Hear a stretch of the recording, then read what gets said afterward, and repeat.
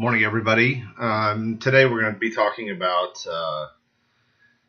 having a vocational expert testify at your hearing. Many of you are getting to the point where you've been denied twice. There's some parts of the country that actually only get denied once, and then it goes to hearing, like West Los Angeles. Those in that area only have to go through one initial application, and then they get denied, and they then go to a hearing. So that's kind of a sidebar. But anyhow, so many of you are waiting to go to a hearing, and you've been notified by the judge that's going to hear your hearing, hear your testimony, and review your medical records that a vocational expert is going to testify. And this is supposed to be a non-biased expert that will give the court an opinion as to whether or not you are capable of performing work you've done in the past or some other type of work.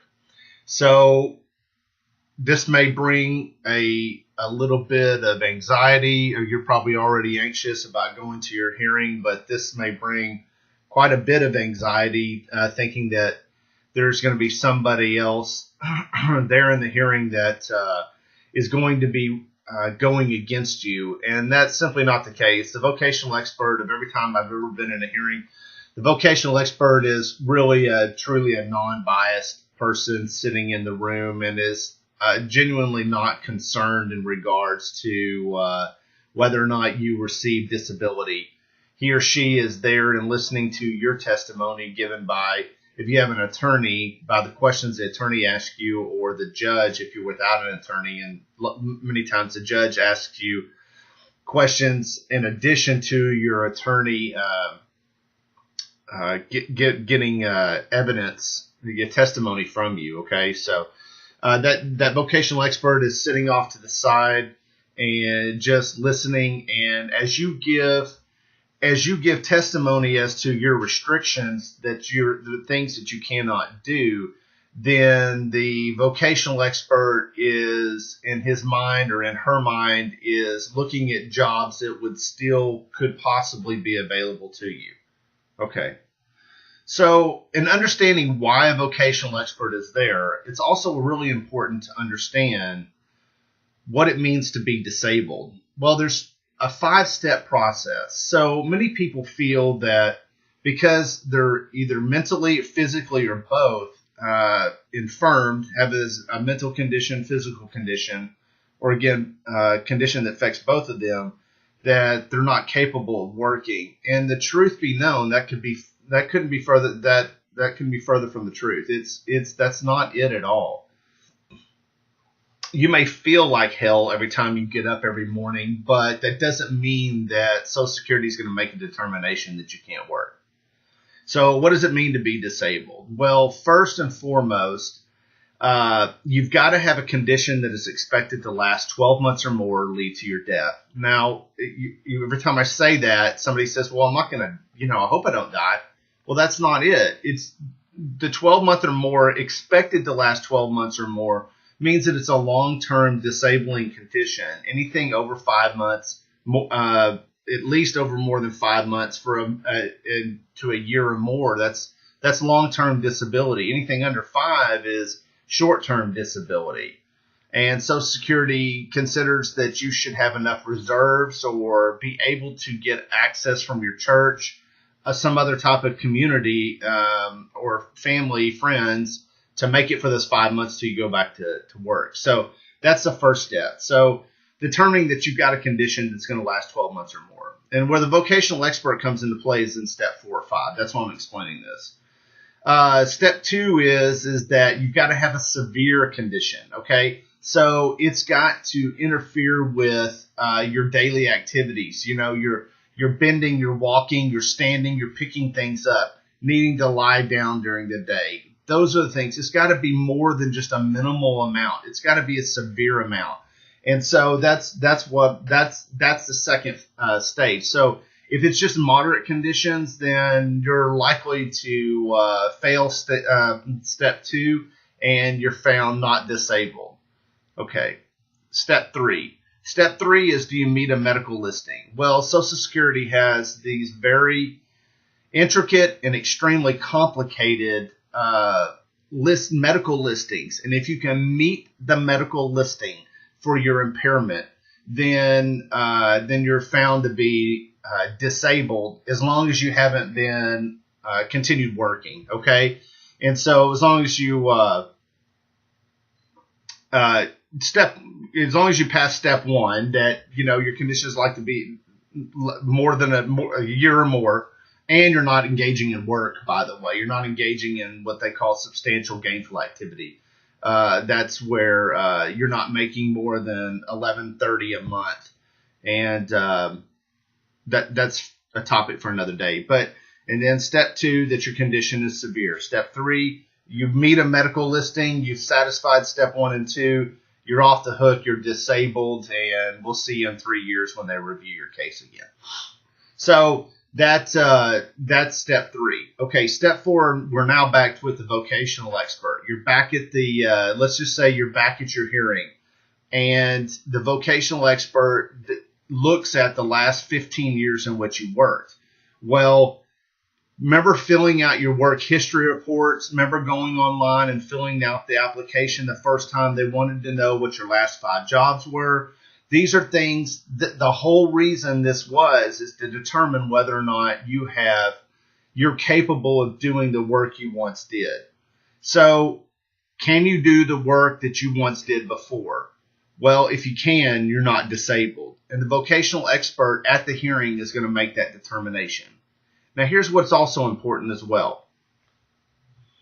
By looking at what you once did, if the vocational expert determines that at step 4, that you can't do the jobs you once did, he or she then turns and looks at those jobs and looks and sees what type of transferable work skills you're capable of transferring from your past work to now.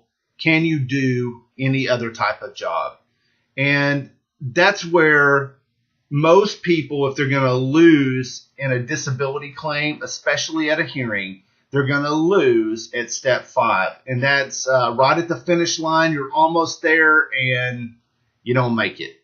And that's, again, that's where the vast majority of people lose. Now, where does the vocational expert come into play on step 5? So step 5 says, can you do the work that, can you do some other type of work? Well, first and foremost, the vocational expert is going to look back at your past work history and determine whether you have those transferable work skills, okay? He or she is also going to look at your education and see how old you are, because that's a determining factor as well into whether or not there would be jobs available in the national economy you would be capable of doing even despite your medical impairment, okay?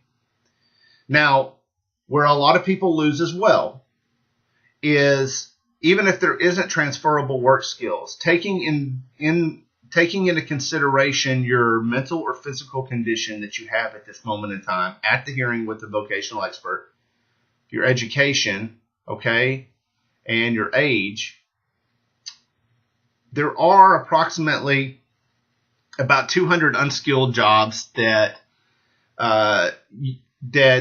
do not require any transferable work skills. Now, I've pulled up some of them, and some of these will baffle you. They're baffling to me as well. But here's just some unskilled work that a vocational expert may say that you're capable of performing. A washroom operator, an egg processor, an almond blancher. I don't even know what an almond blancher is. I didn't know that there were egg processors in the world as well. A leaf tire. Okay. A pager. I know what a pager is. I don't know what a pager does. A cuff folder. I've never even imagined that there would be a job available like that. A zipper trimmer. Really? And an atomizer assembler. Those are just examples of work that are considered available to those without work skills. They're unskilled jobs that you can learn within probably about a month, and they have probably very little education requirement, etc. So again, for those going into a hearing, I'm sorry. I know that you're feeling quite anxious, and I get it. When you see the vocational expert, I'll make this quick. This video is going to get too long. But when you see the vocational expert, you at least kind of know what's going on. Here's the last and final thing, okay?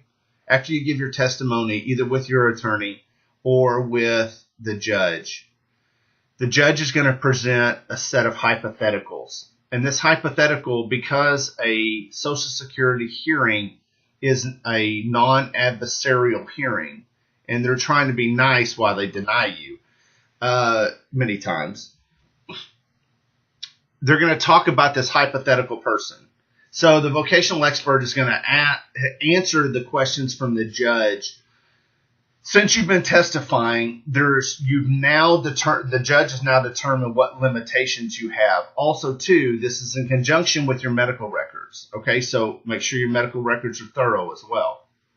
Okay, so the judge says, okay, take this hypothetical person that is the same ages, same education, age, and work skills as the claimant, but we're really not talking about the claimant. We're just talking about this hypothetical person, but everybody in the room knows we're talking about the claimant. The judge is talking about the claimant.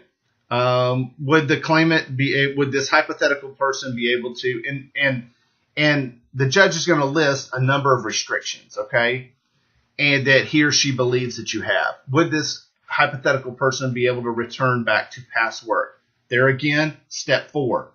Can the claimant satisfy step 4? If the claimant can satisfy step 4, then the claimant moves on to step 5.